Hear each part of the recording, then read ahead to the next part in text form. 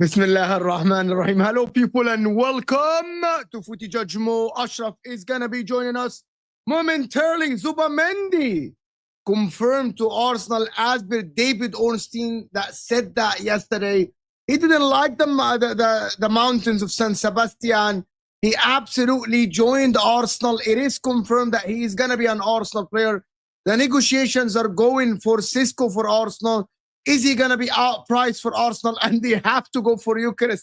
Are they going to have to go for the option that we think is better, but the club doesn't think is better? Of course, let me get that off my head until Ashraf is here. Hit the like button. I have not streamed, if people noticed, for 3 days. The last stream was last Friday. Today is Tuesday. So I have not streamed probably for 4 days. So hit the like button. Subscribe to the channel. If you are new, guys, hit that like button. For everyone that joined us from the Football Terrace, of course. So hit that like button. If you are new here, let me know in the chat.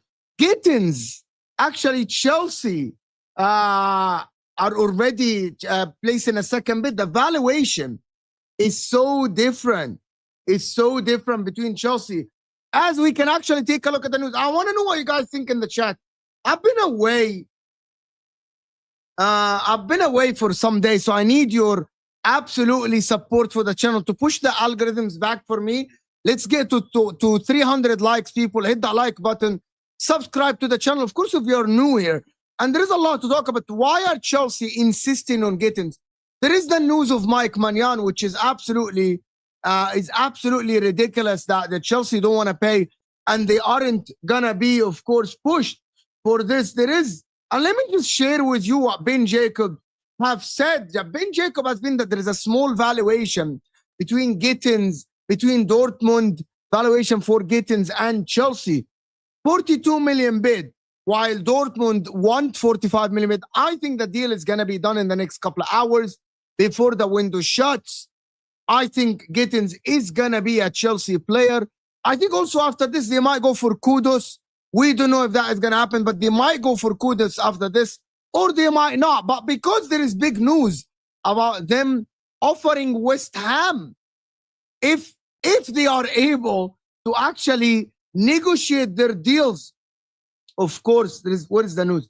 If they are able to actually negotiate their deals, Mike Maignan is pushing hard, of course, if pushing hard for moving to Chelsea. Mike Maignan, Chelsea want him. AC Milan want to sell, but the valuation, there is 6 million valuation between the that AC Milan want and Chelsea what they want, in my opinion, and that is what I want to hear your opinion about. Mike Maignan is a needle mover for Chelsea. I genuinely believe that Mike Maignan takes the Chelsea team from here to up there to actually being able to push a little bit for a challenge for the league. Gittens, not for me. For that much money, you could have gone for someone better maybe in the market or something. You could have signed someone better. And in my opinion, and this is what I want to hear what you guys think about this. In my opinion, Chelsea are going for the young and the experienced. If Chelsea get Mike Maignan, they might be able to push Sanchez out and they might be able to negotiate a deal for Kudus. And that will change a lot in the market for Chelsea. We'll see if Chelsea are going to be able to sign, of course, Maignan. We'll see if they can get Gittens. We'll talk to Ashraf about this. But there are other topics that I wanted to talk about.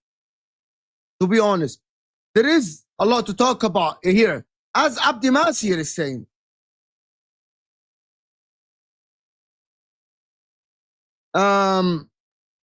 Chelsea, we are confused by Logic Club. There was a 40 million difference for Mike Maignan, keeper, and 40 million difference for Gittens, but we're willing to pay that difference for Gittens.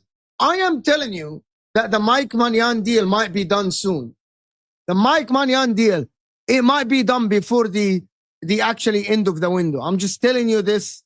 And listen, there is the 4 million difference between the 6 million, between the 12 million that Chelsea are offering and 18 million what Chelsea are trying to get. And that's a way of negotiating. People are, oh, pay the difference. No, they want to save the 2 million here, the 2 million there to pay the wages. You remember that Chelsea are trying to get a lot of players, so they might be able to actually save some money every now and then. So that is something that we need to speak about. And hit that like, but I don't know, did someone raid us? How did we just increase to 700 people? Let's get. What is this? What is happening? Am I lagging or something? Is there a lag or something? Can I guys ask you something? Is there a lag or something? There is something that is happening here and I don't know what is going on. Yes or no in the chat? Am I lagging? Is there something that is happening in the stream? Why am I lagging? Why is YouTube not receiving good signal from StreamYard? It's gone now. There's something that is wrong. The chat is moving slow. It's better now. Something happened to YouTube actually, because in front of me, it looks crystal clear and StreamYard is not telling me that there's a lag, but YouTube gave me a message that is lagging. Of course, we're going to talk about the Wirtz and the Cherki deal, but what I wanted to talk about with the people is that while Manchester City are going for the likes of Cherki, and like while Man City are going for the likes of Cherki, and while Man City and while Liverpool are going for the likes of Wirtz, you know what I mean? Are Arsenal right to wait for Rodrigo that long? What if Rodrigo doesn't happen? What happens then? What if Rodrigo just comes out from the Club World Cup and he's not available? And there was a talk with Igalo on the football terrace, and I want to hear what you guys think, right? There is a lot of talk about, should Arsenal wait for Rodrigo that long, or should they go? Yeah. That is what happened, Ian. Like, I don't know what happened, to be honest with you, that why it happened. So why aren't Arsenal going for like a marquee signing at the current moment? Is Sesko going to be the marquee signing? There is Barcola on the market. There is Leao. There is Ademola Lookman. There are other players around. And why aren't Arsenal going for them? There are people that are saying that Gyokeres is not good enough for Arsenal. And some Arsenal fans are convinced that he's not he's not good enough for them. They have the other targets lined up, which is fine. It is, I will accept it. I'm gonna start actually now. Stop talking about I'm gonna stop talking about Sesko being a bad signing. I'm not gonna stop. And big up Kingsley for the first super chat of the show, supporting the channel. Big up Kingsley. Thank you so much for supporting the channel and supporting sending the first super chat. I like these things. Mo Maresca should walk, honestly. He gets top 4, not to be backed. He's gonna be backed, Kingsley. He's gonna be back. They're gonna get him Gittens. And he knew what he's walking into. And I believe that someone sent me a message this morning. Big up Alex, who, if you're watching. And he said that Jurgensen has been great in Ligue 1. If he comes back to Chelsea, that is practically a new signing. And they are trying to sign a goalkeeper. They are trying to back the manager. They are trying to get him Mike Maignan, right? And if they are seeing Gittens is an opportunity on the market, they might still go for Kudus. And Kudus isn't good enough. And I think that Chelsea are going to sign a striker along with Liam Delap. I know that Gittens is not enough, but they are seeing an opportunity and they're going for it. They are going for it. You know what I mean? And we have to wait and see, to be honest, at the end of the market. Before the Club World Cup, they are trying to get Gittens. They are trying to get Mike Maignan. And I think that is good enough for the Club World Cup. And then the window starts opening again. And you see if they are able to get other players in. And also, you got to remember that they have Estivao coming in. And Estivao, they believe that he is going to be someone who is going to move the needle and he's going to take them to the next level. So why not? You know what I mean? Why not? They can't. I believe that I genuinely believe that the Mike Maignan thing is going to happen. I believe that Mike Maignan is going to happen. I believe Gittens is going to happen within the next hour. Like, why? How are you saying this? I do call-ins sometimes. I'm going to do call-ins once I get back home. I'm not home yet. So I'm going to do that once I go back. And listen, I wanted you guys to do something. We're only on 100 likes. We almost have 600 people here. So let's go and see what the like counts are and how can we actually get the likes to 300 at least. Hit the like button before we wait for Ashraf to join us. There is something that I wanted to share with you. That actually, Igal, I think Igal shared it the other day. And I wanted to share it with you guys. And let me just see if we can actually share it. You know what I mean? If we can share this, that would be great. It's a great video. And I wanted to share it with you. It's from Dylan, who actually Dylan comes in on the channel a lot. So let me just bear with me. Let me get that video downloaded and quickly uploaded so we can actually watch it together. And let's see what happens. Zubimendi deal is done. Why are people saying that Zubimendi deal is not done? It is absolutely. Like, why do people still banter Arsenal? It's a great signing for them. I like it. I think Zubimendi will move the needle for Arsenal, in my opinion. Let me just see. Let me try to upload the video so we can actually watch it together. Let me see if the video is here, because I wanted to share it with you guys. And I wanted to see what people think about this video, to be honest with you. Thank you so much. It's about Arsenal. The audio is there. What happened to the audio? The audio is working now. What is going on? Why is StreamYard fucking shit? You know, let me just see. Watch this video and let me know what you guys think, to be honest with you. Let me see. So I've decided I'm not going to bother complaining about who we get for the striker position anymore, because it's only going to drain me at this point. So let's have Sesko. He's 6'5", fast, and he's coming from the Bundesliga. You know who else is 6'5", fast, and came from the Bundesliga? Erling Haaland, ladies and gentlemen. Saka on the right with Rodrigo on the left, both whipping crosses into this absolute monster. Could be a cheat code. With Rice on corners as well. This is starting to look alright, you know. Nicholas Jover's probably cooking up a whole new album of set-piece tactics for next year that involve this freak of nature connecting with a ball at 10 feet high in the air. Because imagine he's actually good. Scores maybe 20 goals next season, and then we realise he's only 22 years old with a whole career ahead of him. We picked up Aubameyang, Lacazette and Alexis Sanchez all in their later years, but this could be a bagsman for us for the next 5 to 10 if Arteta's got it right, which I really hope he has, because we need this man. I feel like I haven't seen a serious 9 at Arsenal since Aubameyang was in his prime 5 years ago, so this could be a breath of fresh air. And listen, if it doesn't work out, at least we know there's a plan B now. The signing does look like it's done, so like I said, there's no point in complaining and debating anymore. Comment below your guess at how many goals he bags in the Premier League next season. I'm going to say 18, but hopefully he manages more.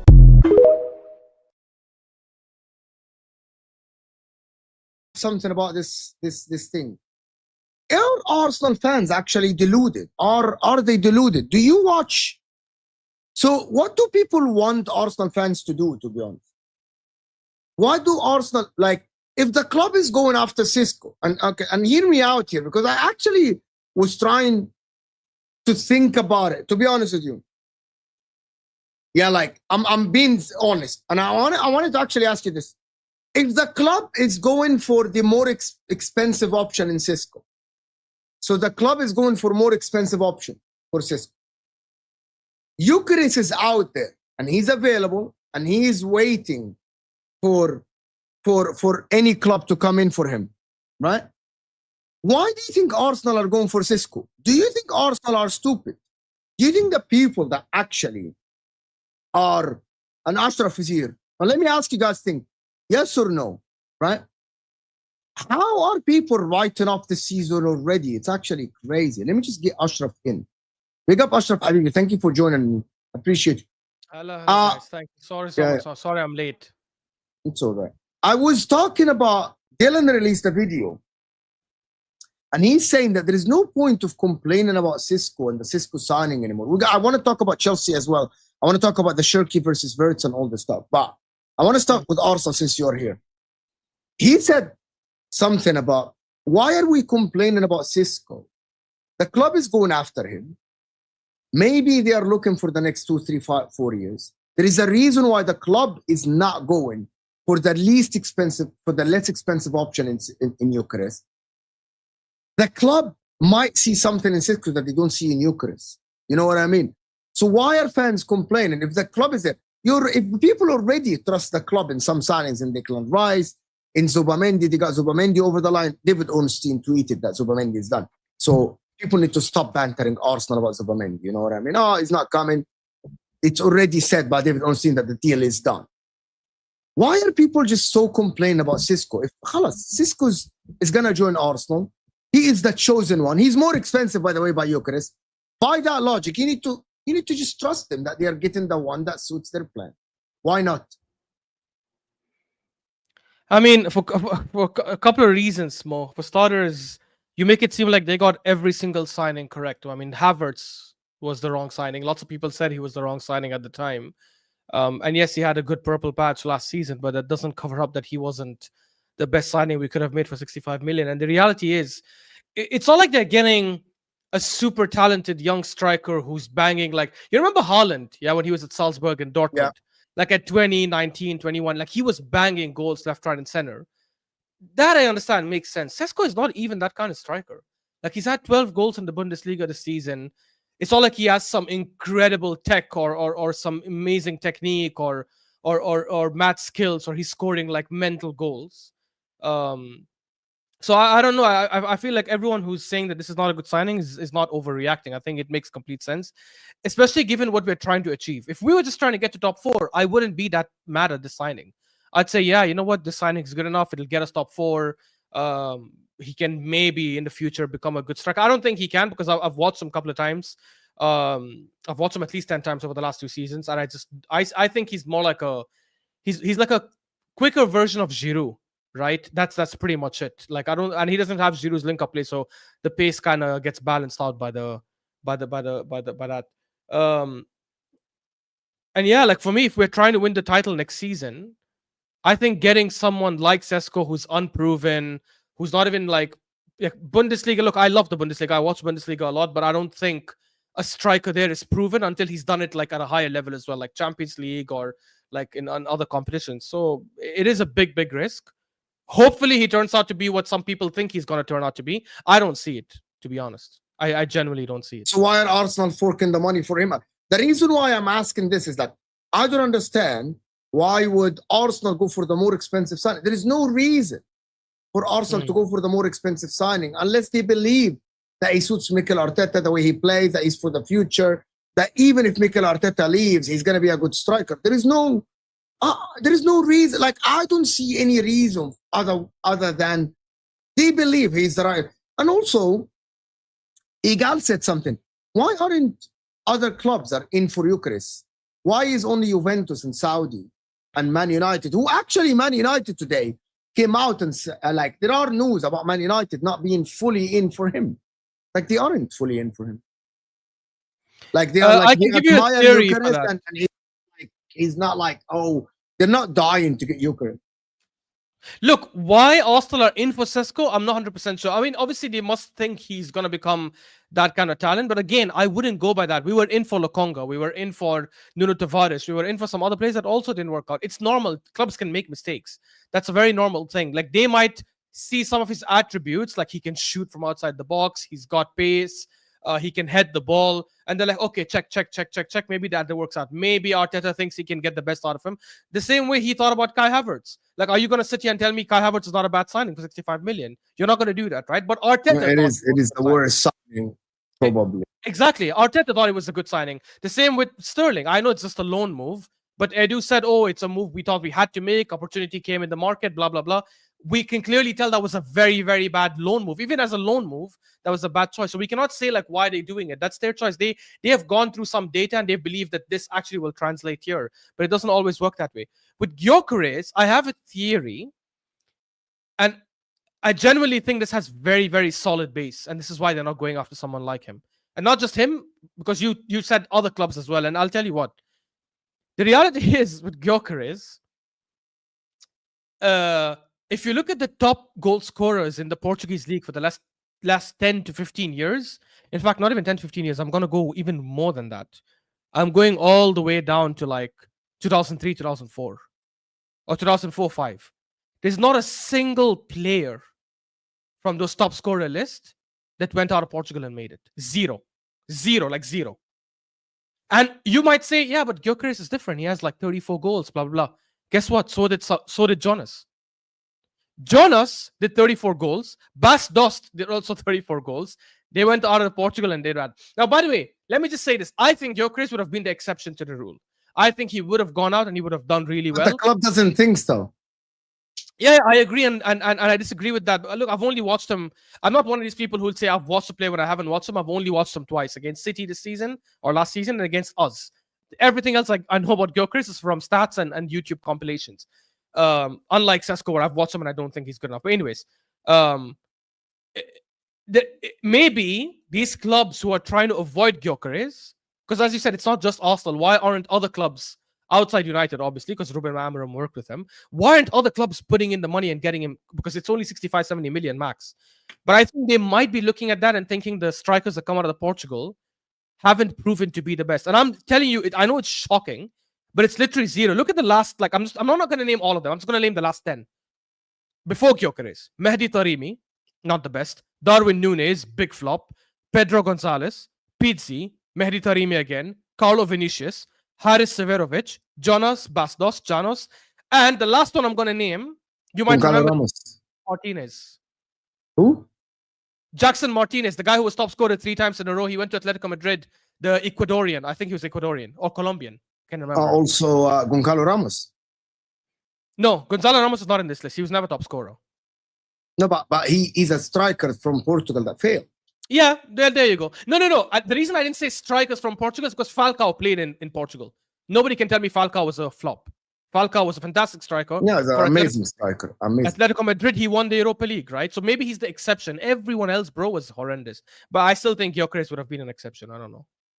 But why? Like, to be honest with you, I believe every time I'm watching Gyokeres, I believe he's to be honest with you guys in the chat and everyone, I believe that Gyokeres, every time I'm watching him, he's a better player than Sesko, which is what is astonishing to me. You know that?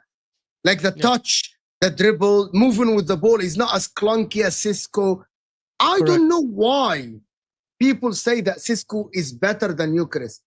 Like, I don't know why. Like, I don't know why Arsenal are going for this. We all know that Arsenal want to win the league next season. No one is going to sit here and tell me that Arsenal are not targeting the league next season. No one, none, 0 people are going to tell me the Arsenal are building. But we're not moving like it. But you are waiting for Rodrigo. You are getting Zubimendi. That is a club that is trying to win the Premier League. Like, how are you saying that? Like, how? Like, Man City, let me give you an example. And I wanted, we can touch on this. But before we go on, we will big up Ashraf Habibi. Thank you so much for dropping the 100 dirham from Emirates. Habibi, thank you, Ashraf. Thank you so much for the big donation. Double is in the chat for my guy, Ashraf, for dropping the 100 piece all the way from Emirates. Big up my brothers Mo and my twin brother, Ash. Of course, big up. Thank you so much. Guys, yani, out of respect for Ashraf, we have only 150 likes and we have over 700 people here.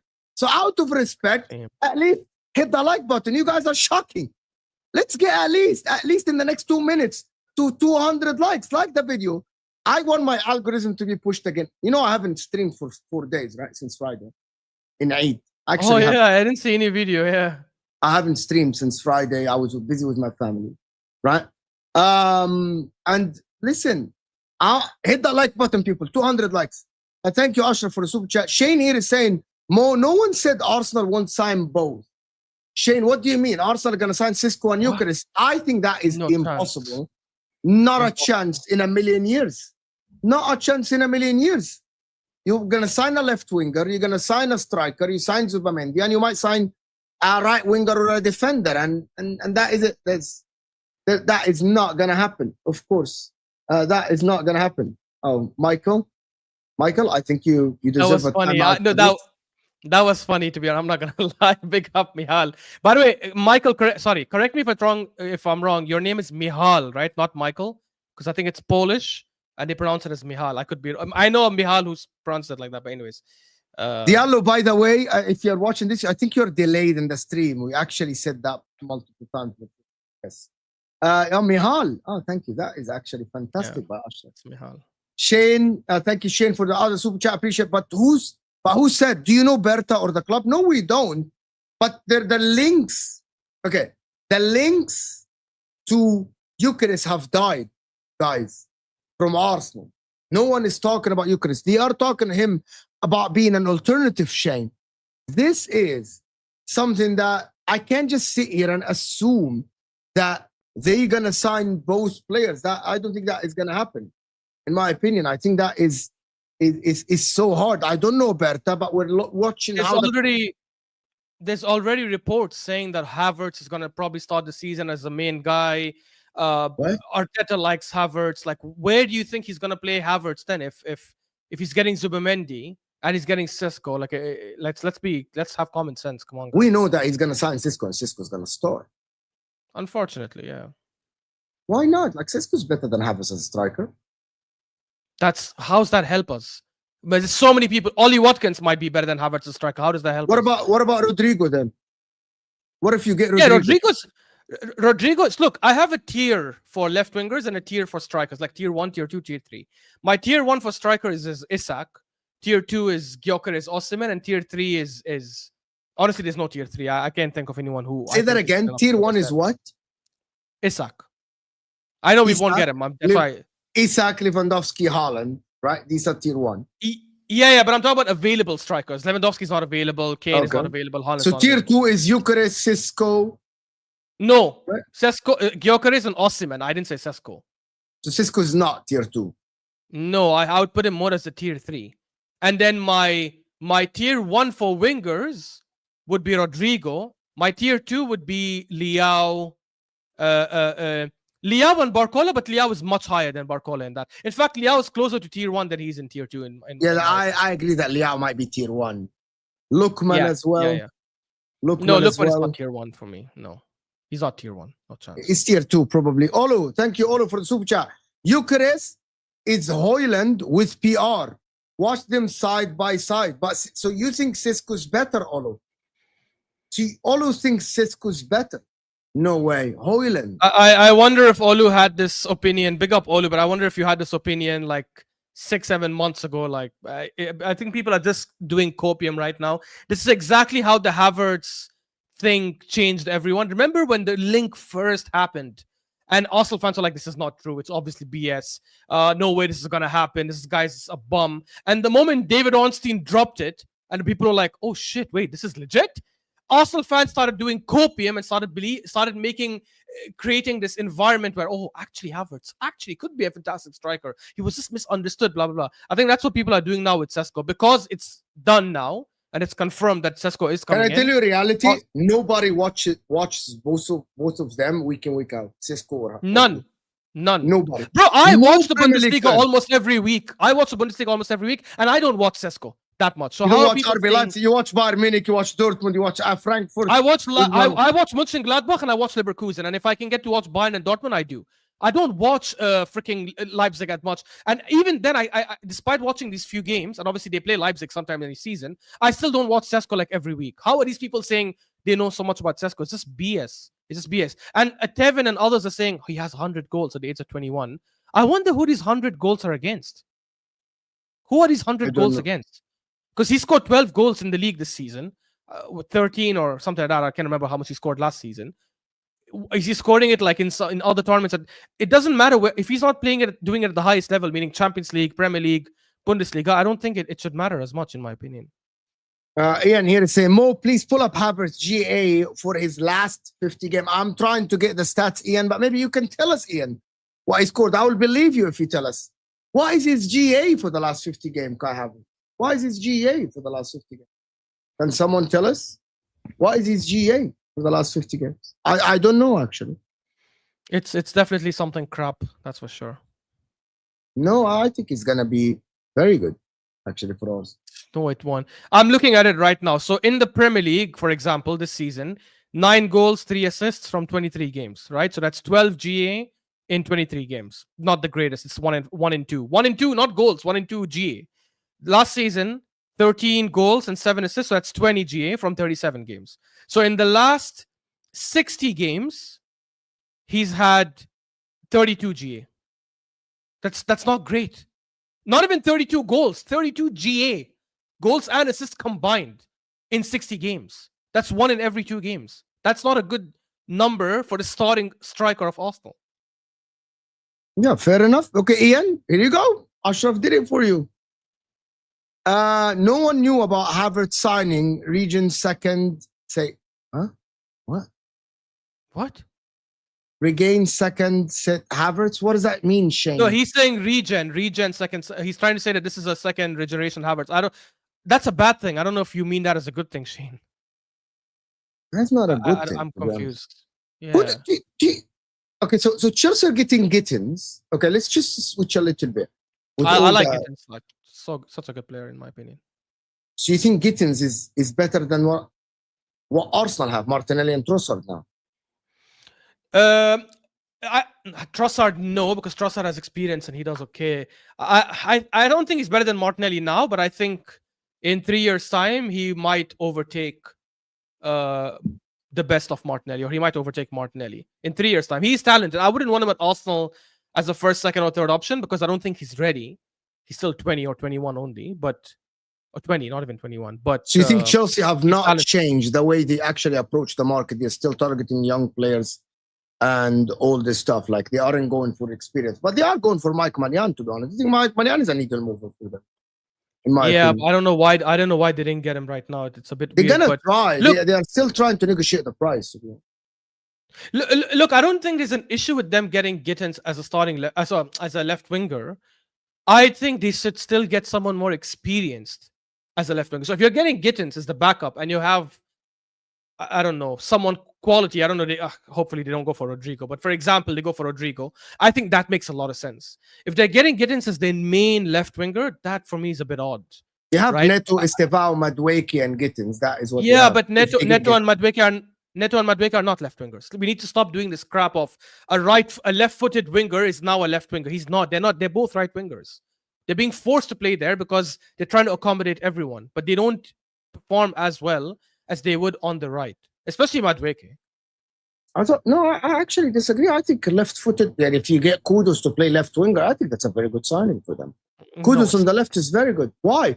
You are set because on the best you know about Kudus is on the right. The best you've seen him play, the goals he scored, the dribbles. The best I've seen about Kudus is playing behind the striker.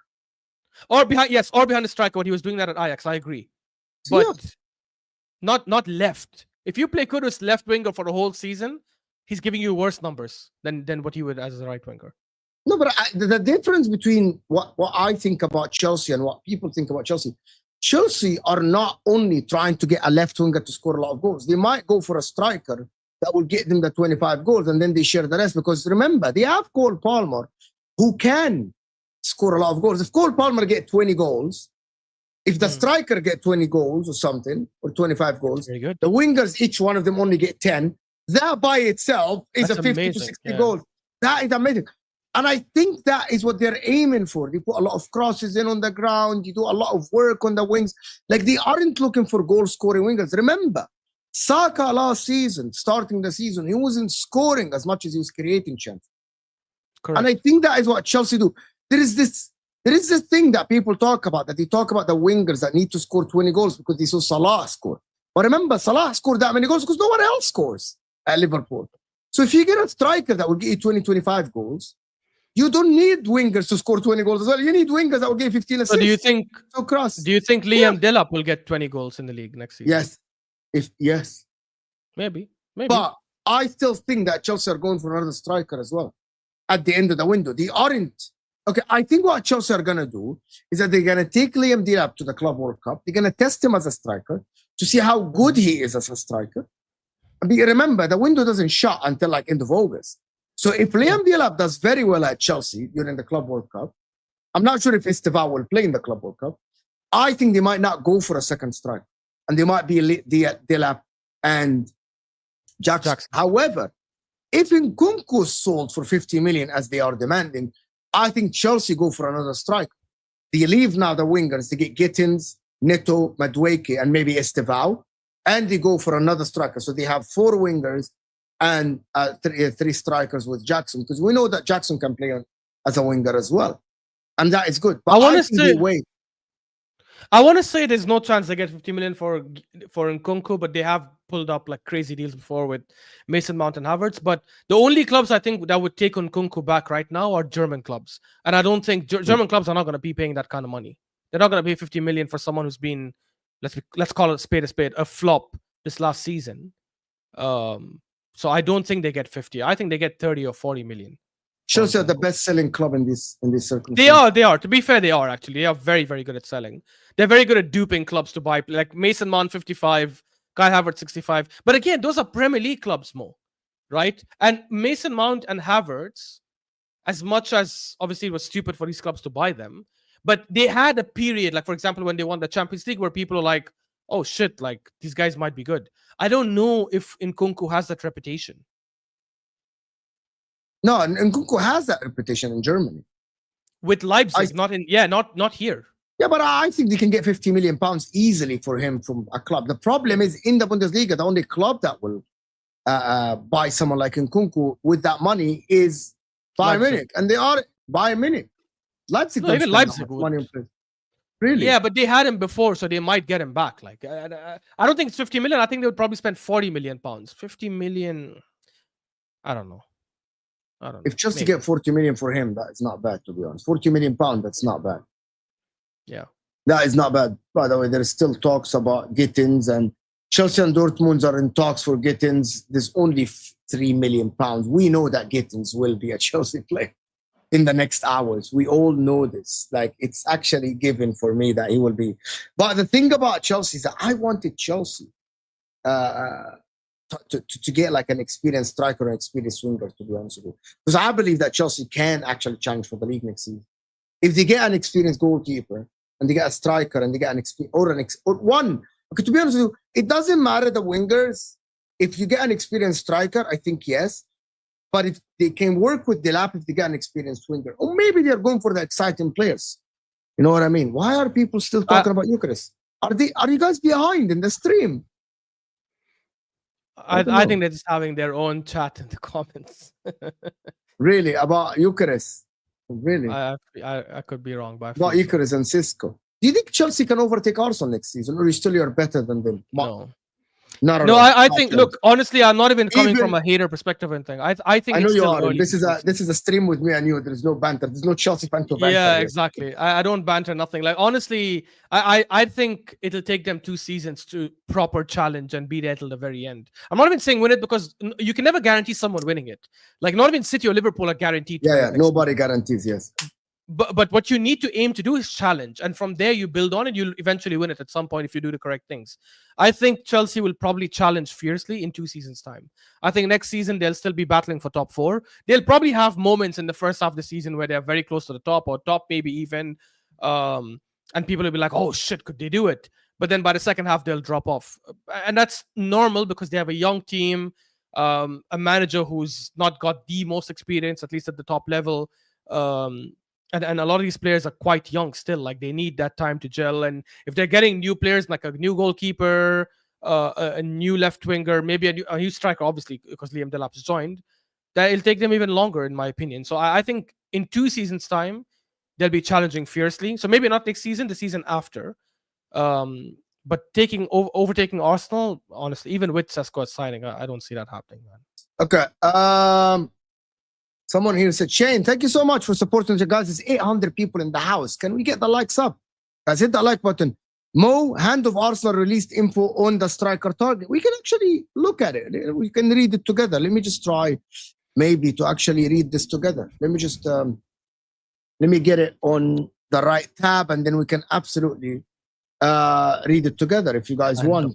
People want hand of Arsenal, whatever that is. Let me just, guys, hit that like button. Over 800 people is crazy after I haven't streamed for 3 days. It's actually crazy. You guys are absolute legends in the chat.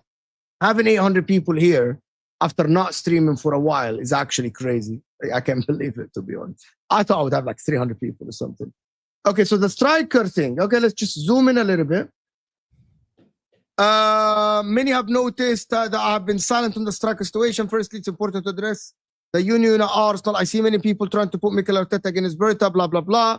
Gyokeres, I start by saying the country of Portugal suffers from prison journalists. Therefore, once Mr. Ornstein reported our interest in the Swede, we heard many reports saying ghost offer for him, but nothing materialized.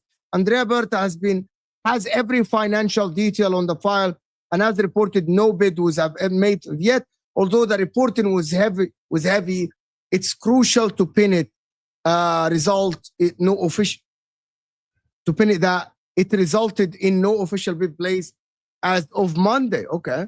Benjamin Sesko, Arsenal are in talks with Sesko camp for 2 years now. Hence, when reports emerged on Friday, I was silent. Let me explain their internal situation. They don't want to make that public, but the club need to sell immediately. They are in advanced talks with their new coach and also want to plan their summer transfer with the target lineup. As you all know, no Champions League money has made them desperate, and Berta is aware of this. So Oli Watkins, remember, no Gyokeres bid despite media hypes. The same can be said. Until a bid is made, do not let your eyes deceive you, nor constant reporting lead you astray. The talks are taking place. Basically, what I'm understanding from this person is that Arsenal have not have not actually made it official that they want Sesko over Gyokeres. But so Ben Jacobs is wrong. Okay, hear me out then. This is gonna sound so crazy. So Fabrizio's wrong. David Ornstein is wrong. Pilot Kala, whatever his name, is wrong. Everyone is wrong, but hand of Arsenal is correct. I like it when people on Twitter just tweet these things, like assuming that, I know. Like he is someone, he's not a journalist. He is like, why are we believing this person over the likes of Fabrizio? Like, why? And everyone, bro, and people do it not just with this hand of Arsenal or hand of Ozil, whatever his name was before.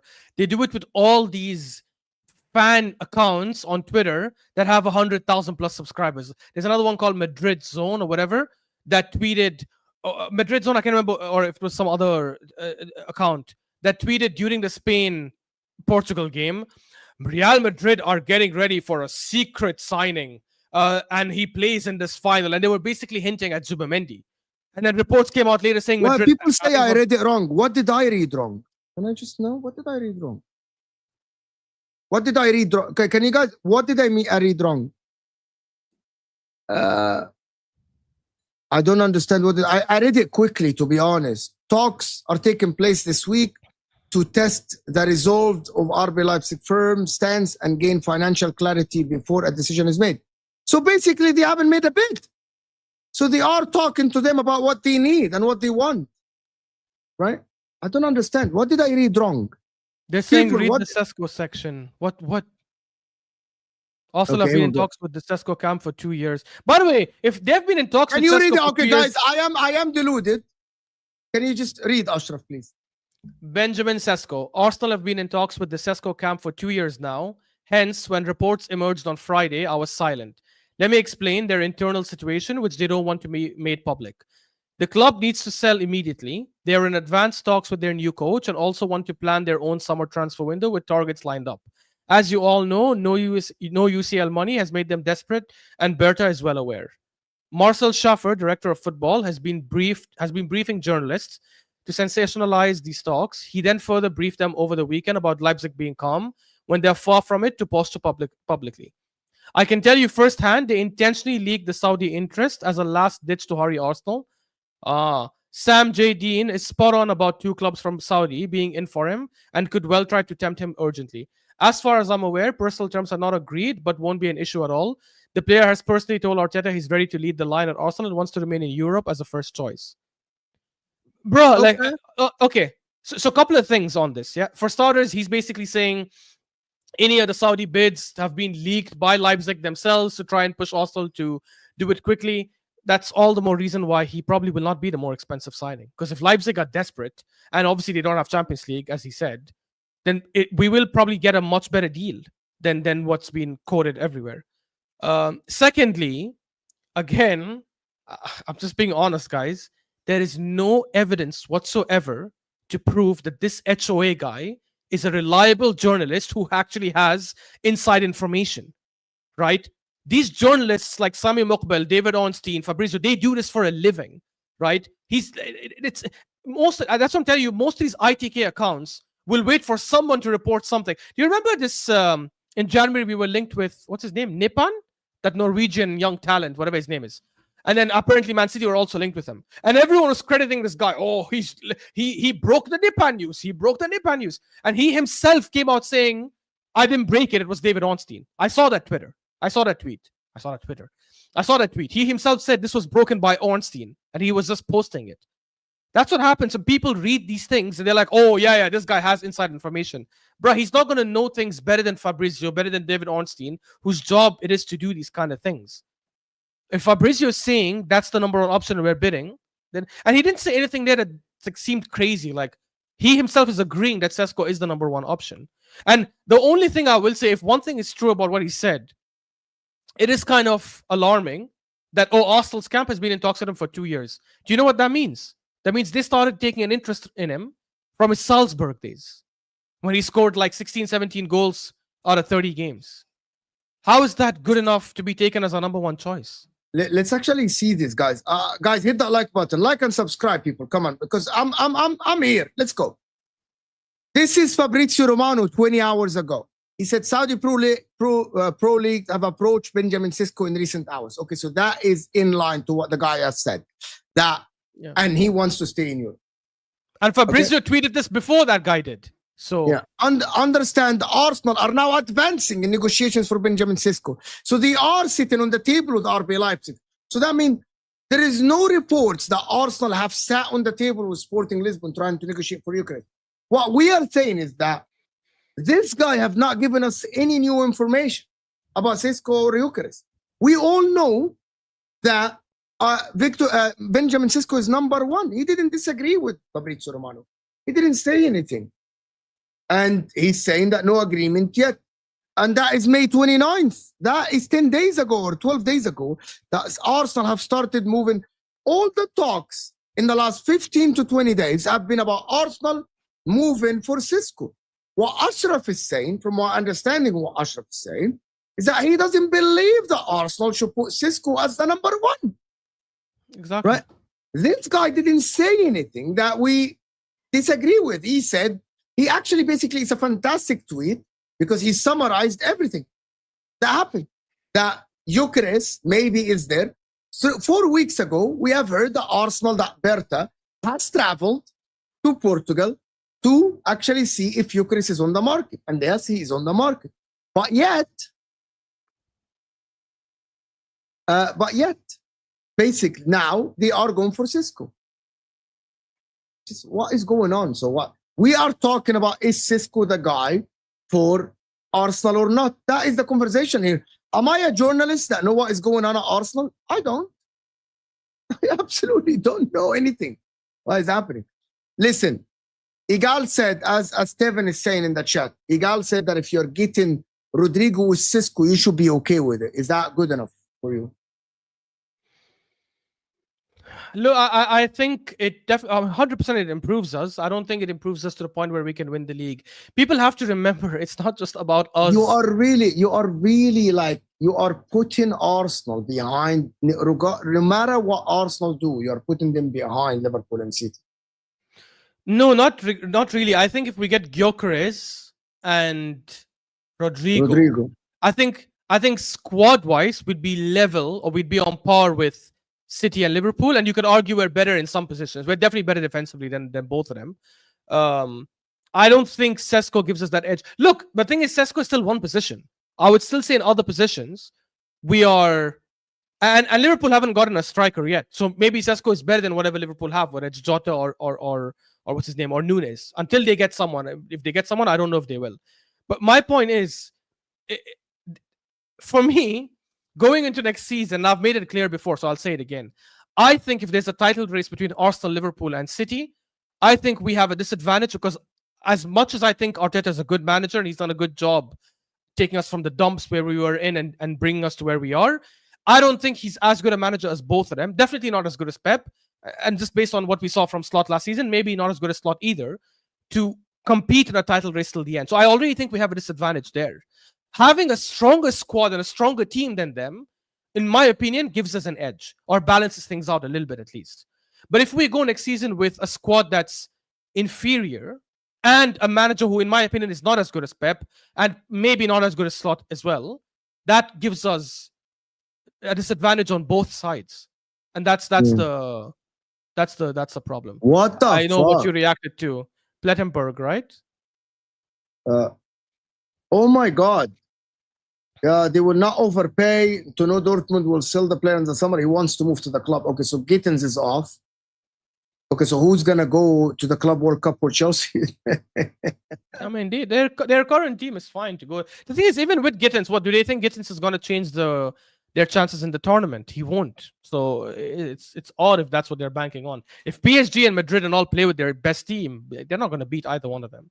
Fonzie here is saying, who is HOA Hand of Arsenal? Is that just an ITK? Apparently, Fonzie, that is just an ITK. So apparently that is the case. He's just an ITK. Mo, you completely misunderstood the tweet. Relax. We actually read it again and I understood. He literally summarized what is going on. So yes. And in my opinion, and let's go to Liverpool and City, to be honest. And I want to hear the Liverpool fans' thoughts about this, guys. And I'm going to include Arsenal in this. Rangers, Cherki, and Ait Nouri. Is Cherki's best better than Odegaard, for example? Okay, Arsenal are assuming that Odegaard will go back to his best, which is the last 2 seasons. I'm hoping that too. Yes. Is that better than what Arsenal have? Okay, it's confirmed now you're getting Zubimendi. You know what I mean? It's confirmed. Okay, I'm not going to sit here and fucking banter Arsenal like every fucking troll on Twitter because our San Sebastian. Literally, David Ornstein tweeted this morning saying that Zubimendi is joining Arsenal. I'm not going to banter. And like, Fabrizio as well spoke about it. That is not. I want to change the way I talk about football. If Arsenal are signing, until it doesn't happen, I'm going to assume it's happening. You know what I mean? Because all the reliable journalists said that Zubimendi is going to Arsenal, right? Yeah. Same for Liverpool. When last season, Zubimendi said that he's going to go to Liverpool, right? I said that Zubimendi is Liverpool. Until it did until later when it didn't happen, we started joking and saying that he rejected. In the attack, they have Haaland, but they changed completely the way they play. They don't have Kevin De Bruyne to assist Haaland. They have Marmoush at the current moment, Haaland, they have Savinho, and they have Foden. Assuming that Arsenal will get a left winger, and Doku. Assuming that Arsenal will get a left winger, right? Yeah. Let's assume that Arsenal will go for Rodrigo. Is that a better front line than Arsenal have, for example? Haaland by himself is massive. Haaland, Marmoush, Haaland, and Savinho, Foden, whoever. I'd say it's equal. because I think Haaland is better than Gyokeres or whoever we and get. any striker you're gonna get. Let's establish that is better than all the strikers. Correct. But our wingers, if we do get Rodrigo, would be better than their wingers. Than any combination of their wingers. That's reality. Saka and Rodrigo. Like, so I think it's kind of balanced. Maybe there's a slight edge on our side, because Rodrigo and Saka can score, they can assist. And I'm pretty sure, like, look, even if I don't rate Sesko, like, I'm not saying he's gonna get 4 or 5 goals next season. He'll probably get something between 10 to 15 goals. If he does more than 15, I think that's a good first season. But I'll tell you this, because you started on the midfield. So, someone, I don't know if you saw the tweet. Some guy, some called Mentalism, Kudus and said these guys are slandering hand of Arsenal. I don't know who fucking hand of Arsenal is. His name is fucking hand of Arsenal. Who's that person even? No, wait. And his name before he changed it was Hand of Ozil. So imagine his name is Hand of Ozil. You know, like, this is a reliable journalist. Shut up. Wallah, people are just absolutely shit. I think this is another guy that is just jealous that we're sitting here talking about football, and he just wants to sit and talk about football, and he can't do it because he's sitting in his basement. It's absolutely this. Seriously. Bro, but I'll tell you this. Guys, he's the biggest ITK, but he didn't say anything. Ashraf is an Arsenal fan. He didn't say anything that is different than what we have read. Exactly. We didn't slander the guy. Like, the only thing he said that was not said anywhere else, which is a very natural thing that anyone can guess. I would have guessed it and said the same thing, and it would have meant nothing. Which is, people think Arteta and Berta are on different wavelengths, which is farther from the truth. That could be just him stabbing in the dark. Nobody said Arteta and Berta are fighting every day. Like, nobody said that. Everything else he said, in my opinion, has been reported everywhere. Like, Fabrizio before him tweeted that Saudi has approached, blah blah blah. He might be saying things like Leipzig are the ones who leaked that out to push Arsenal, but how do you know that's true? Like, that could be anyone's like Madrid Zone. I told you guys, Madrid Zone, which is also a massive ITK for Real Madrid, tweeted during the Spain-Portugal game that Madrid are planning a secret signing, and they were hinting towards it being Zubimendi, right? Only for next day Fabrizio to be like, that's not true. He is going to this. And today they were confirmed news saying Madrid never made never had a concrete conversation for Zubimendi. They had interested, they like him, but they never made an approach in any way. So, bruh. But anyways, what I wanted to say, propaganda here is saying Osimhen and Alvarez are better than Sesko. Big up Max. Absolutely, Max. There's no shadow. Oh, Alvarez is tier 2 for me as well. Sorry, I forgot to mention Alvarez. My bad. Alvarez is tier 2 as well. Alvarez behind Isak for you. Oh, yeah.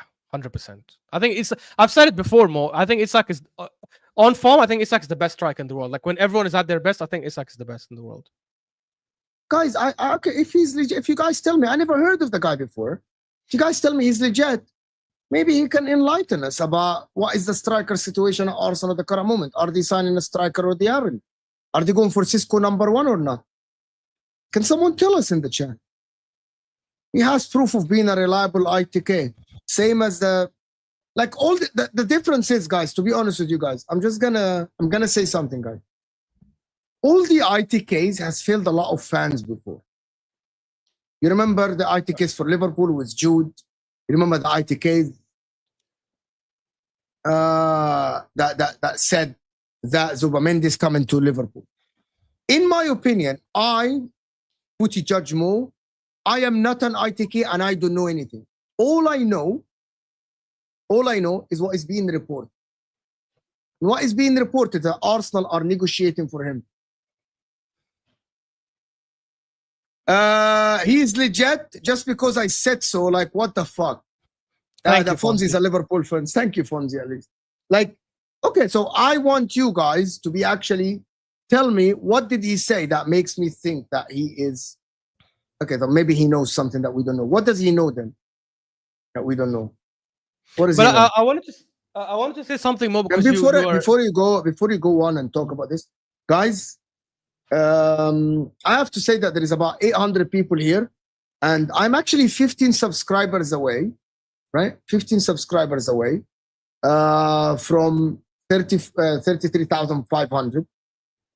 So can we get this Can you guys subscribe if you're new here and hit that like button? Let's get to 200 likes.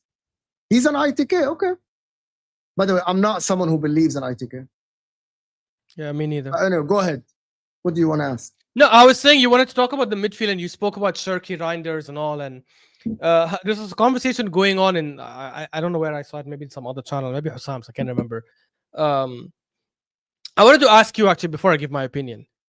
Arsenal's midfield. I like someone putting me on the spot on my channel. I like it. I like it. Yes, absolutely. Right. Arsenal's midfield.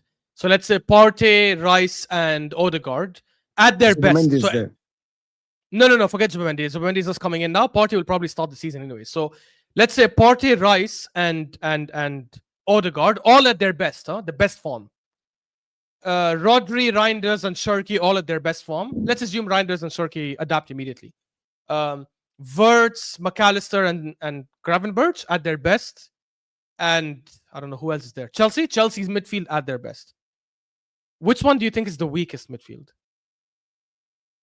Everyone at their best. So don't tell me Odegaard of last season or Palmer of last season in the second half. Like, let's say everyone at their best. Because none of these midfielders are old. They're all like 25, 26, 27.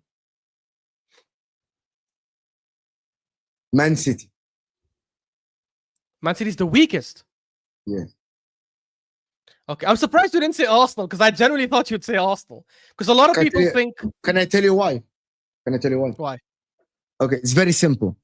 By the way, it's very simple, and I'm not. But I don't know. But based on what we know now, right? You have Pep Guardiola. However, Caicedo already proven in the Prem. It's been great. Okay, just you guys. Let me just explain to you. People can challenge this. Caicedo has been arguably for me the best DM in the league last season. Consistent. Maybe Gravenberch has had 9.5 out of 10 in the beginning of the season, but at the end of the season, it's different. Caicedo has been very consistent. Right? Correct. I believe that Palmer's best is the best 10 out there in the league, right? In the Premier League. That is my opinion. It's not your opinion. That is my opinion, right? Fair. Go ahead. To be at 10 and have a season of like 38 GA or something that he did before is actually unmatched as a 10. You know what I mean? We have two sample size with 2 seasons of Cole Palmer. Number one is the season that he had with Chelsea in a bad team, and he played on the right half. By the way, he had in the right half and in the middle half the season. So then why are you putting his GA there? He played most of the season as a right winger. Not most. Actually, he played more in the central. Actually, that's a fact. Go check it. Go check the number. I'm gonna check it now. I count. I'm gonna check it now. You know, you have to count manual in transfer market. You know that. You have to go to every game and count manual. No, they'll show you like how many games attacking mid, how many games right wing. No, I remember they do that before. They won't.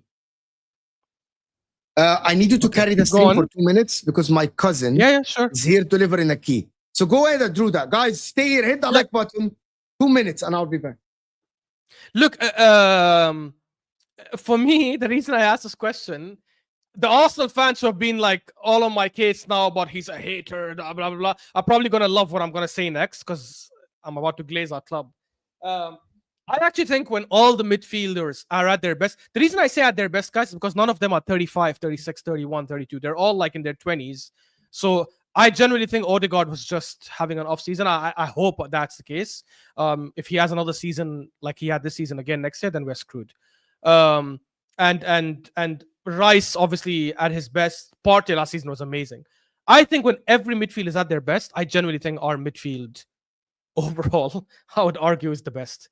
And I say that with like very slim, like very loosely, because the reality is all midfields are amazing, right? Except Chelsea's, because I still think Enzo Fernandez, I don't know if I rate him that highly. I would have had a better argument for Chelsea if it's Lavia, Caicedo, and Palmer at their best. I think when you look at Partey at his best and Rice at their best, I think that's a fantastic pivot. And I think Odegaard at his best, we've seen like in those 2 consecutive seasons, he had 15 goals, 7 assists, and 8 goals, 8 assists. But he also scored in the Champions League and assisted, so he got GA there as well. So I think when they're all at their best, I think Arsenal's midfield comes the most balanced. They're strong. They've performed really well. I don't agree with Mo about City being the worst. I know they've got 2 new players, and that'll always be a question mark. Okay, can I go back to what I was saying? But I'll just say this before you could talk about City, because T said one thing which is so true. You cannot have the best midfielder in the world. I know he's coming back from an ACL, so if your argument is he might not be the same, that's different. But you cannot have the best midfielder in the world before his injury and say they're the worst. And Cherki is a baller, and Reinders he's a very, very good midfielder. So Okay, I would argue they're second. Reinders played in Serie A, which is not a great league at the current moment, in a Milan team.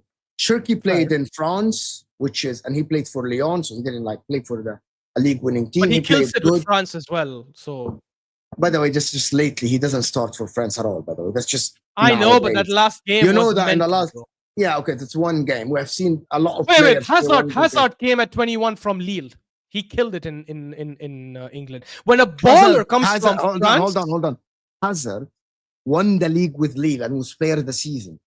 He won Lille the league. Yeah, but the season. because they didn't have a PSG back then. If there was a PSG, Hazard would not sniff a league. That's my point. And the reality is, the ballers, in my opinion, the ballers who are killing it in Liga, when they come here a lot of times, as someone said. Okay, so hear me out. Because they have Pep Guardiola and Rodri coming back from the injury, I believe that at the current moment, right, there is still Rodri is not levels above Caicedo as a DM, in my opinion now, because of the injuries. Because you remember, you have to have continuation in football. Coming back from injuries, we know how Odegaard came back from injury. We know how Saka came back from injury. We know how many people come back from injuries and they don't look the same. It takes a bit of time. You know what I mean? Yeah. And for the people that say that, it took a season for Van Dijk. People will call him Van Disney. You remember? Van Disney. Yeah. You know what I mean? Remember that Van Disney. And look at him this season. He was amazing this season. And this is why in the next season. However, at their peak. No, but Mo, you missed my point. Sorry. That's why Ed, good point. I did say all of them at their best. But at their best in their league, but I need to translate it to the Premier League. Fair. Okay, yeah, that's actually a good point. That's a very good remark. Do you think Caicedo can reach Rodri level? No. No, not a chance for you. No, because what Rodri does on the ball is it's only Busquets was better, in my opinion, as a DM. I actually believe that Rodri as a DM is better than Busquets. Because he actually... Okay, I can explain that. I can explain this. Busquets on the ball is better than Rodri. No doubt about it. The lack of defensive attributes that Busquets had, Rodri, he might not be the best defender, but Busquets defensively, right, was non-existent. They always had the ball. True. It's very true. He would win the ball back. He's not physical like Rodri, but he would win the ball back by being in the right place at the right time. Many times he would intercept the ball. Lack of physicality. Rodri might not be the quickest, but I believe that Rodri defensively is better than Busquets. No, he wasn't. Busquets played some games as a centre back, bro. That's not true. Come on, he wasn't. Barcelona all the time. Even if you say he's better, he might have been slightly. He might have been slightly better than Rodri. Really, but Busquets on the ball. Busquets on the ball is better than him. Mo, Wallahi al-Azim, Uqsim Billah, outside Arsenal, there is no team I watch more than Barcelona every season. Saad and TKA, you can ask him. They make fun of me because they think I'm a closet Barcelona fan. I watch them 30, 40 times a season. The reality is Busquets on the ball was much better than Rodri. Busquets on the ball was one of the best we've ever seen. Was a freak. Yeah, so that takes it over. And I by the way, there was one argument I think you made in the past, which is Rodri can also come up clutch with goals. Yes. That cannot be used against Busquets because Busquets was in a team where he never, ever had to do that. Because he had the greatest goal scorer out there in Messi. He had Neymar, he had Suarez, he had Villa, Pedro. He never was needed to score goals. Rodri is needed to score goals because the way their team play, they need the midfield to sometimes contribute. Fair, right? Fair. But I think it's a conversation. In my opinion, at their peak, it's a conversation. Because I believe that Rodri is stronger physically than Busquets. I don't know. People like the nostalgia shit and stuff like this. But anyway, long story short, there is one more thing. In my opinion, I think Caicedo, because he plays for Chelsea and playing under a Maresca coach like this and showing this ability last season, I believe the difference is the coach. If Pep Guardiola takes Caicedo, I believe he takes him to a whole new level of football. Oh, yeah. A whole new level of football. Because I believe Caicedo has the goals. Caicedo can shoot, can score goals. You know what I mean? Caicedo can turn, and he is a monster in tackles. We all know this. In tackles, one of the best, if not the best. In the league, he is a monster. Caicedo has both aspects of the game. He might not be the best on the ball, right? Yeah. But he can still score goal and pass the ball and can actually dictate the game sometimes. Remember, Enzo Fernandez basically plays as a second striker sometimes, and Cole Palmer's up there. Yeah. So who dictates the game? It's Caicedo. And as for Arsenal, my problem with Arsenal is that they are good, but your best Odegaard is not Palmer. Palmer as a 10 exceeds Odegaard at a 10, in my opinion. Palmer, I disagree. I actually think Palmer is better than Odegaard. Can I tell you why though? Because you're only looking at GA, but Odegaard as a 10 for us doesn't only again forget this season's Odegaard, because this season's Odegaard sucks. He's not even top 10 attacking midfielders in the world, in the league. I mean, I'm talking about the best of Odegaard, those 2 seasons. He doesn't just score or assist. He does a lot of important things for us, like pressing, winning the ball back. There was a stat I remember where he won the most number of he won the ball the most number of times in the final third across the top 5 leagues in Europe. I remember there was a stat that was 2 seasons ago. And this is the most important thing which people don't give him credit for, is we are a team. I know Chelsea are also like that now, but we are a team that likes to build very slow and keep possession, and he does that incredibly well. The control he gives us is mental. When we win the ball, when he keeps the ball, gets it out of these difficult positions. I know this Odegaard was completely upside down. He was never the same. But the Odegaard of 2 seasons ago and the season before, when we got to 89 points, there's things he does, Palmer cannot do it. Palmer is someone who I'd say, if you're down, he's a better player than Odegaard in every way. Because he just wants to get the ball. So and you're telling me forward. Palmer's best is better than Odegaard's best. That's what you're talking. No, Palmer's I never best said is that. better. How? Okay, no. For Arsenal, you said if we have their best. at their best for Arsenal, I think Odegaard fits our system better and allows us to dictate and control the game better than Palmer does.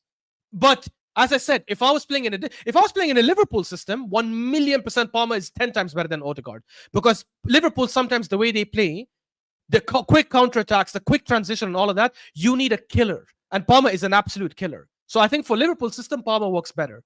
For Arsenal system, in my opinion, or even City system, by the way, I think Odegaard works better. Oh, the best. Once you have one. Zubimendi, you might not need Odegaard to do what he does now. No, right? because Zubimendi will just be replacing what Partey does. He'll be getting the ball from the centre back and carrying it forward.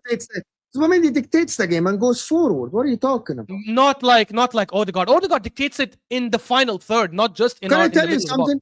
And by the way, Ali, I know you've been commenting like this the whole time. Fine, I'll make you happy. Wirtz is better than every other midfielder in the league, in my opinion. An attacking midfielder. He is the best. He's levels above Wirtz is better than Palmer. Cherki. He's better than Palmer. He's better than Odegaard.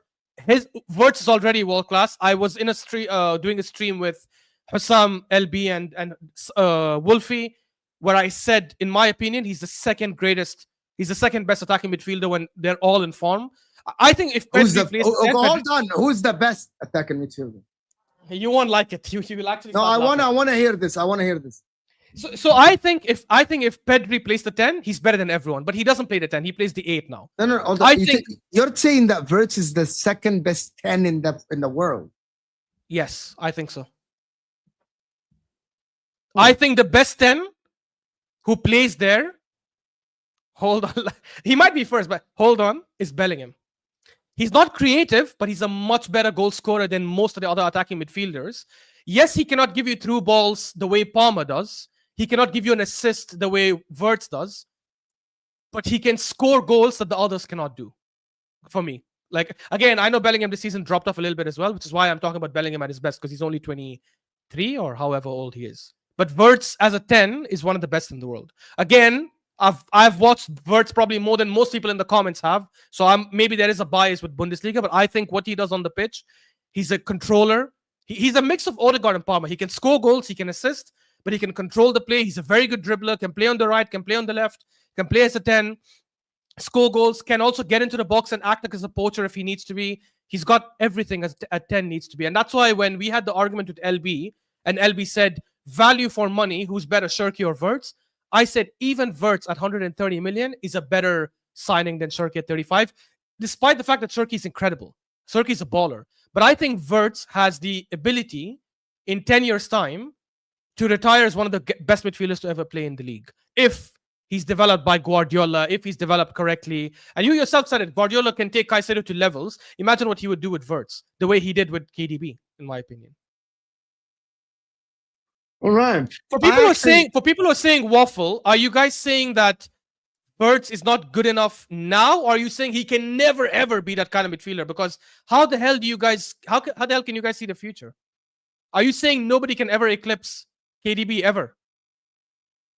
It's a bit ridiculous. You want the truth? I don't think anyone in the Premier League is eclipsing KDB as a number 10. Ever in the history of the Premier League. That's a ridiculous thing to say. You don't know what footballers are coming in. How could you say that? I think Messi is the greatest of all time, and I don't think we'll ever see someone greater than Messi. But it's stupid of me to say nobody will ever come in football again that will be better than Messi. That's ridiculous. And the reason why I'm saying this, because I believe that KDB had an ability, and Pep Guardiola took it to the next level. Kevin, in the Premier League, yes. Of course, never say never. Of course, yes. Okay, but in what I'm seeing now, because I don't see... Okay, if Wirtz went to Pep Guardiola, also Kevin De Bruyne had something that people don't understand. People actually don't know. Kevin De Bruyne was strong because he's not small like Wirtz. Kevin De Bruyne had physicality about him. People think that Kevin De Bruyne, that's the thing. Like Kevin De Bruyne used to go past players actually with speed because he was physical as well. He wasn't like a small guy that you can shove off the ball. Wirtz is smaller, it's much smaller. I'm not sure if Wirtz will be able to cope with the actual physicality of the Premier League from day one, to be honest. What? Bro, why are you making it seem like... Oh, come on. How did David Silva cope? How did Cazorla cope? No. How did Ozil cope? That's why. Hold on. Is Wirtz of David Silva and Ozil ability? Yes. David Silva at 21 was he Wirtz level? Wirtz at 20 won the Bundesliga with Leverkusen, not Bayern, with Leverkusen, undefeated. And by the way, people are saying, KDB, look what he did at Wolfsburg. Wirtz, in my opinion, did better with Bayer Leverkusen than KDB did with Wolfsburg. Yes, he had a phenomenal season. He destroyed Bayern. They won the DFB Pokal when they beat Dortmund in the finals and forced Klopp to get sacked or leave. But in my opinion, Wirtz season 2 seasons ago, and even this last season, when he got... Based on what you say, Wirtz is going to be the best player in the league next season. I think he's going to be... I think when he retires... If, let's say, he stays with Liverpool for the next 10 years... No. Next season, based on what you are saying, Wirtz will be the best player in the league. The best 10 in the league, yes. No, best midfielder, I still think Rodri. The best 10 in the league, I think he will be, yes. You think he will be the best if he adapts to the league quickly, which I think he will, but if he doesn't adapt to the league quickly, then he will be there in the next 2-3 seasons. But I think if he adapts, then 100% he'll be the best 10 in the league. Well, I will see. We'll see how it goes, to be honest. All I hear is saying Palmer was asked to play the Odegaard role this season. I know Chelsea fans said Maresca played him out of position. Also, Musiala is the best 10. He's elite. I agree. Musiala is ridiculous. Musiala. Yeah. So let's no. Let's play this game. Can I take the first part? Can I take the first part? Yeah, take the first part. That's why Cole Palmer is like a Cherki or a Wirtz. They're very advanced midfielders. They can't do what Odegaard does for Arsenal. Dictate the game, drop deep, get the ball from the defense, and go forward with it. So I agree with this. But we are talking about a different now brand of football. We are talking about Man City buying Cherki, which is a clear 10. Liverpool buying Wirtz, which is a clear playmaker. You know what I mean? Arsenal is buying Zubimendi to release Martin Odegaard to be in the front. Chelsea have Cole Palmer. Everyone now is having their own 10, which is an advanced midfielder. That is the difference. Someone said, halftime Hooks. Sorry. Before you move on, okay. So since Hooks brought it up anyways, Musiala clears them all. If we're comparing 10s and you guys like bringing GA and shit like that, which it's fair because as a 10, I agree, you have to have GA. That's fine. How come Florian Wirtz has better GA than Musiala then? Last season, he had 10 goals and 12 assists in the Bundesliga. Musiala had 12 goals and 2 assists. Yes, he played less games, but even if you do per game, Wirtz is better. Champions League, Wirtz has 6 goals, 1 assist. I think Musiala played less games in the Champions League anyway, so it shouldn't count. Musiala played 12 games in the Champions League. Is that true? I thought he got injured. 12 games, 3 goals, 3 assists. Wirtz played less games and had 6 goals, 1 assist. So if we're comparing 10s and more likes to use GA for Palmer, and that's why Palmer is better, fine. No, So I then don't use Wirtz is GA better than if they're Musiala. small. I use GA if they are if GA is like exceptional, you know, like there's a difference. Like I wouldn't compare someone who got 10 goals to 8 goals. You know what I mean? That is not a big difference. Like, but if someone is getting 30 plus GA, that is ridiculous. That is ridiculous. In my opinion, Musiala is better. I would have Musiala better than Wirtz, in my opinion, because I think Musiala is a more direct player. I think he's physically more stronger than Wirtz.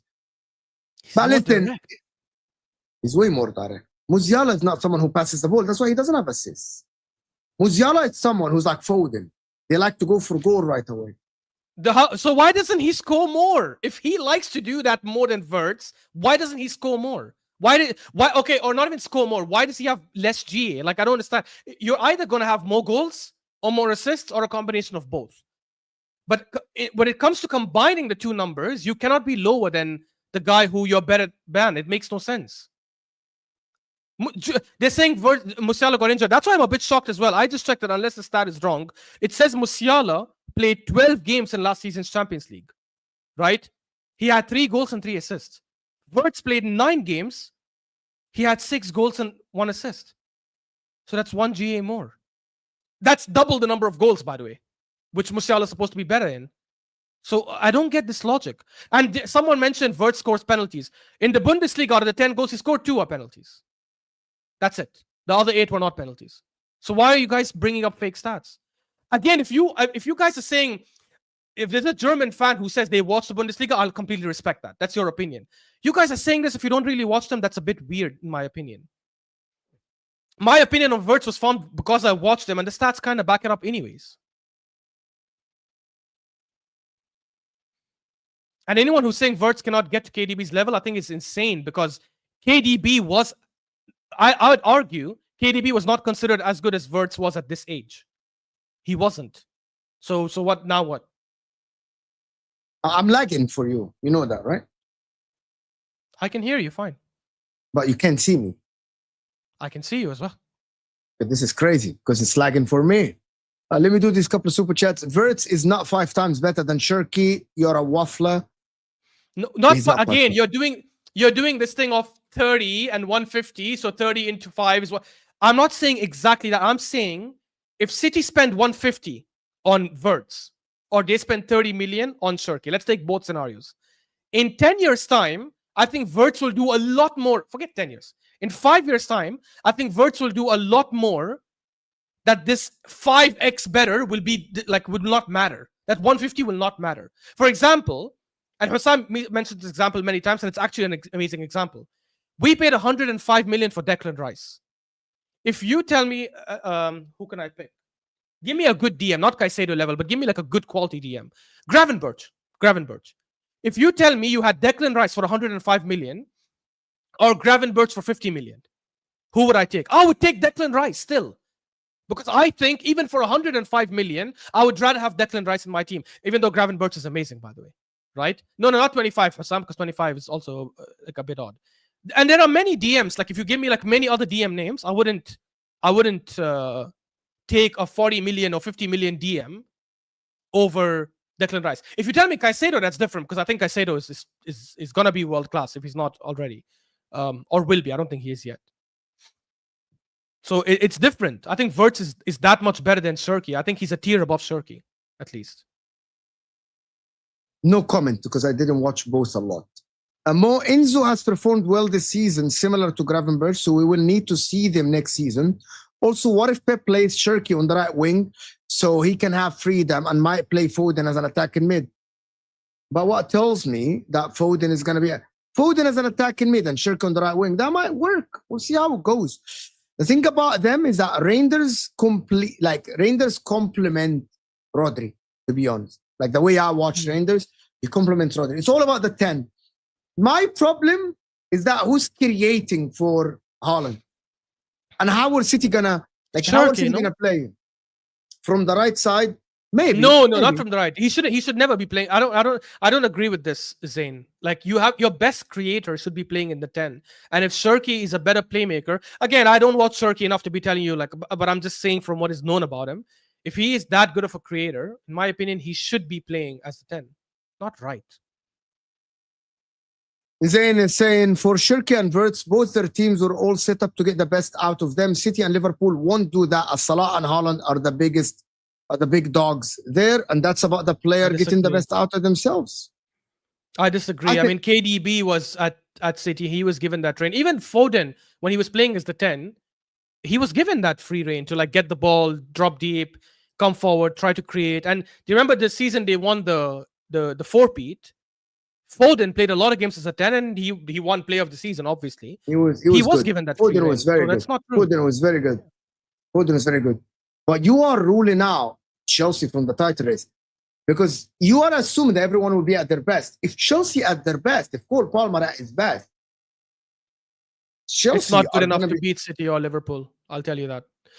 By the way, when I say at their best, that was just only for the conversation of the midfield. If you ask me what I think will happen next season, obviously we need to wait to see the signings. But if we do, assuming get Rodrigo, because you gave us Rodrigo as an example, and we are getting Sesko, I think we will challenge till the end. I just don't think we'll win it. I think Slot and Pep will do better than Arteta, and Liverpool and City will do better. I think Chelsea will challenge, but not till the end. I think they'll drop off earlier because they don't have the quality team or even the manager that the other teams have. And in my opinion, it'll be a title race till the very end between Liverpool and City, assuming both of them. Assuming City get Cherki and they get, I think they're trying to get a right back, if I'm not wrong, then I think they will get to that level. Now, I haven't watched Reinders. If you're saying he's that good, okay, great. But there's just a question mark of will Reinders and Cherki adapt to the league by next season quickly? If they don't, then I think Liverpool will go back to back, barring any major injury, God forbid. I actually think, but if Liverpool don't sign a striker, I think it will be a problem for them, in my opinion. Because I don't think Salah will be able to get like 50 GA. Because, okay, let's just establish them. If Salah gets again like 47 GA, Salah is, but at that moment, season ends, Liverpool win the league. Salah, and I'm not going to say 47. If Salah next season gets more than 40 GA in back-to-back seasons with Liverpool win the league, he's the best player to ever play in the Premier League. Yeah, in the Premier League. Okay, can I? But can I tell you? By the way, I'm not at that age. I know you're not disagreeing. Like it's a debate, but in my opinion, if someone of that age gets 40 plus GA in back-to-back season, leading their team to win the league, at that time, you are really the biggest contributor. Like back-to-back, it's just ridiculous. Mo, you might think I was about to disagree. The reality is, Mo, I as much as I love Arsenal and I love Henry and I love all our legends, but I'm not so emotionally attached to our players and the employees of our club that I would be deluded when I give opinions. If Mo Salah does that, I think he definitely should be in the GOAT conversation, and I think there's more arguments I can make for Salah being the greatest of all time, because I'm not someone who says you better look dribbler. And someone told me once, and look, I love Henry. I think he's the greatest player in the Premier League or Premier League history. But someone once told me Henry has that vava boom. How is that a logical argument in a debate? What is, like, tell me, what does he do? And there's a lot of things you can mention. You can be here till tomorrow and mention things. But that's better than saying vava voom, and that's the argument who's the better.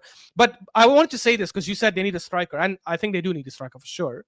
I don't think they need Liverpool fans, they say they need a Isak, they need a Gyokeres. I don't think they need that kind of striker. If they get someone like obviously Alvarez is amazing. Even if they get someone like Joao Pedro, I still think they'll do well. But you have to think about it this way. If Salah has 30 GA next season and Wirtz contributes 20 GA or 25 GA, and Gakpo, by the way, people make it seem like Gakpo had a horrendous season. He was also getting some numbers. If he starts the left wing the entire season next season, he also might get 20 GA. And if that happens, or 15 to 20 GA, if that happens, I don't think they need a striker who bags in 30. I think Joao Pedro would do the job then. We'll see who they get. Well, listen, this is a great. I want to do this more. Better than a panel. Solo shows are better. Maybe we start doing this, guys. You guys like panel? I'm gonna try to get panels. It's just hard in the summer. But listen, people, hit that like button before you go. We're very close to actually 400 I don't know if your likes. comments will agree though, but okay. It's a good conversation, guys. I'm 5 subscribers away from actually 33,500. So if we can get that, to be honest, before we end the show, that would be great. That would be great. Hit that like button before you go. Subscribe to the channel, guys. If you are new here, let's get to 400 likes before we end. I want to thank everyone that supported the channel, sent super chats. Really appreciate you guys. We'll see you guys tomorrow, probably in the afternoon of the UK, before I do straight facts with Terry and Osam. And thank you, Ashraf. Ashraf Talks Ball is actually now in the title of the video. So if you guys have not subscribed to Ashraf, and also you see him on Saad's channel all the time, hit that like button, subscribe, guys, if you're new, and we'll see you guys soon. We're out of here, people.